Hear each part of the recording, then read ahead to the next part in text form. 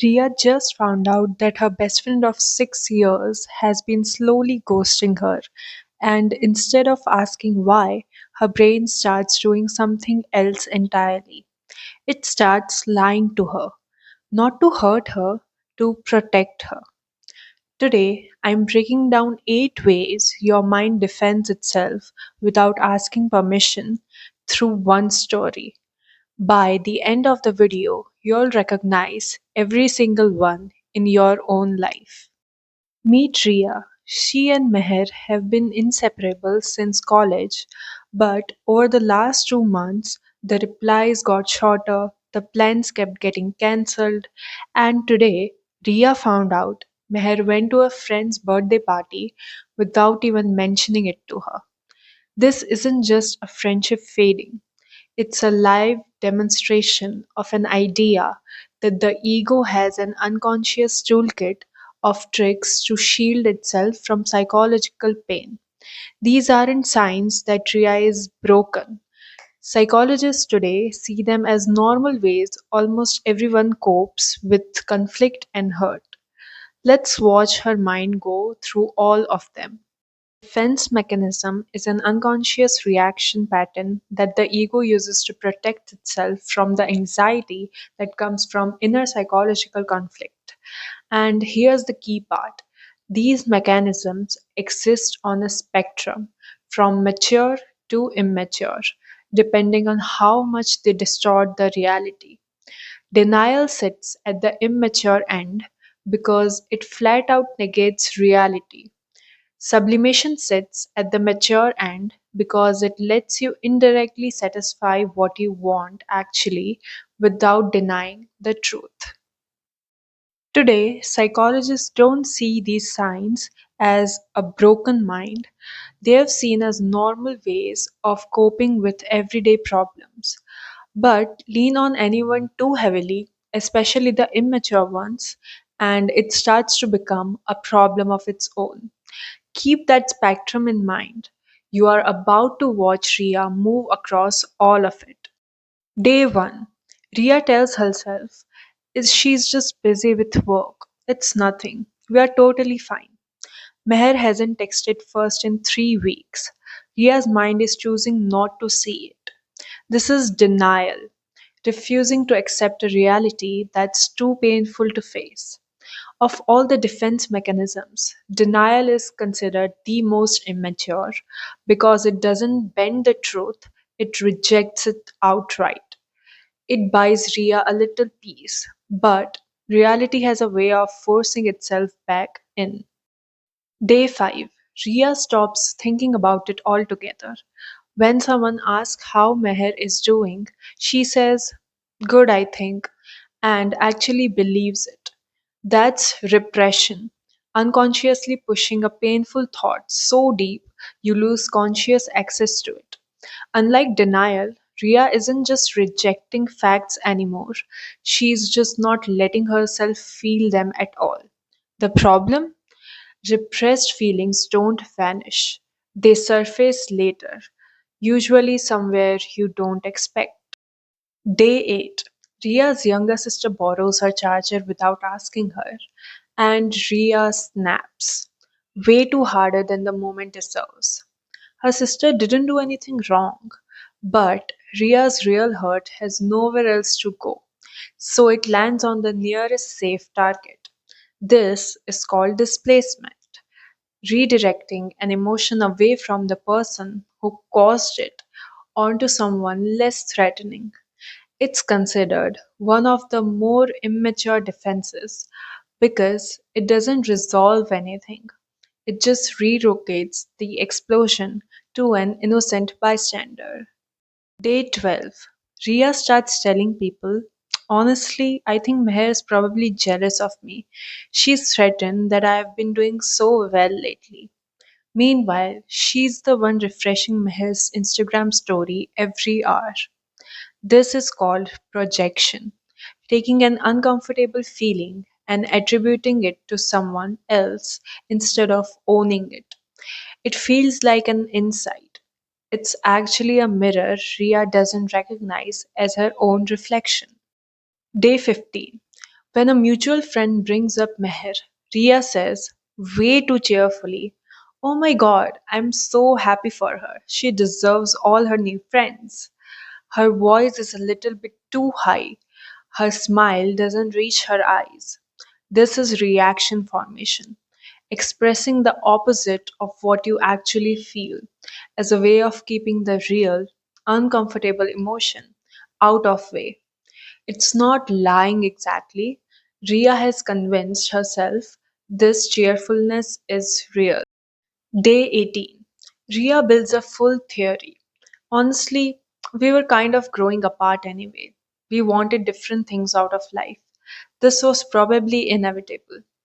Some of this might even be true, but notice the explanation shows up after the pain, specifically to make the pain make sense. This is called rationalization, constructing a logical, socially acceptable reason for something that's actually driven by emotion underneath. It doesn't erase the hurt, it just dresses it in a suit and a tie. Day 20. Ria calls her mom and asks her to make her childhood favorite food. She wants to sleep in her old room. She wants someone to just tell her it will be okay, the way they did when she was a kid. This is regression, falling back on behaviors from an earlier, safer stage of life when the present feels like too much. It's not weakness, it's the mind reaching for the last place it remembers feeling secure. Week 4. Something shifts. Late one night, instead of replaying the friendship in her head, Ria opens a notes app and starts writing about it. Messy at first, then clearer. She turns it into a short piece about how friendships quietly end without anyone doing anything wrong. She posts it. People message her saying, "This is exactly what I'm going through." This is sublimation, and it's considered one of the most mature defense mechanisms there is. Instead of everything like denying, repressing, or displacing the pain onto the wrong target, Ria is channeling that same emotional energy into something constructive, something that gives her indirect satisfaction of what she actually needed to be understood and to make meaning out of the loss. The pain didn't disappear, it's transformed. Here's the pattern: defense mechanisms sit on a spectrum from mature to immature based on how much they distort reality. On one end, denial, repression, displacement, mechanisms that twist or block out reality to protect you. While, on the other hand, sublimation, a mature defense that lets you face reality and still get real relief by allowing an indirect but genuine satisfaction of what you actually wanted. None of this means that Ria or you are broken. Everyone uses this constantly, mostly without noticing. Recent psychology sees them as a normal way of coping with everyday problems. The real issue isn't using a defense mechanism, it's getting stuck in the immature ones, or leaning on any single one too heavily, instead of growing towards the mature end of the spectrum. So, once you can spot these into yourself, what do you actually do about it? Here's what psychologists recommend. First, name it before you act on it. The moment you notice yourself over explaining a decision, snapping at the wrong person, or feeling weirdly cheerful about something that should hurt, pause and ask, which defense mechanism is this? Just naming it makes it take away some of its power. 2. Build your self awareness on purpose. Ask yourself where a strong reaction is really coming from before you trust it. The more in tune you are with what you are actually feeling underneath the reaction, the easier it becomes to catch these mechanisms in the moment instead of after the damage is done. 3. Redirect the energy instead of just suppressing it. This is sublimation in practice. Instead of stopping yourself from feeling something, give the emotion somewhere real to go. A workout, a piece of writing, a hard conversation you have been avoiding. The feeling still gets expressed. It just stops hurting people, including you. 4. Lean on your support system instead of isolating. Defense mechanisms often work best in isolation. Displacement, withdrawal, and denial all thrive when you are not talking to anyone. Reaching out to someone you trust interrupts the pattern before it hardens. 5. Practice mindfulness to create a pause. A few minutes of quiet breathing or journaling a day builds the gap between feeling something and reacting to it, which is exactly the gap defense mechanisms usually skip. 6. Take care of the basics. Simple as it sounds, regular exercise and movement genuinely improves your capacity to handle stress without your mind reaching for its more primitive defenses. 7th, get outside help when it's rigid, not just occasional. Everyone uses these mechanisms sometimes. That's normal.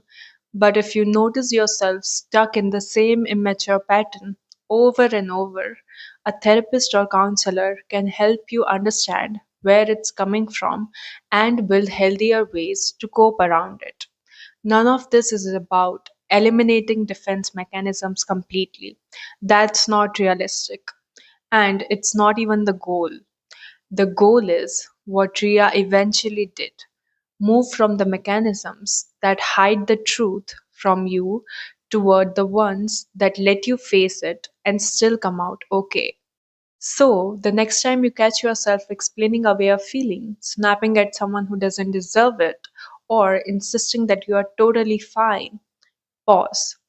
You have to ask yourself which defense mechanism your brain just reached for, and ask if there is a more mature one available. If this helped you understand your mind a little bit better, make sure to like this video and subscribe for more such insightful videos.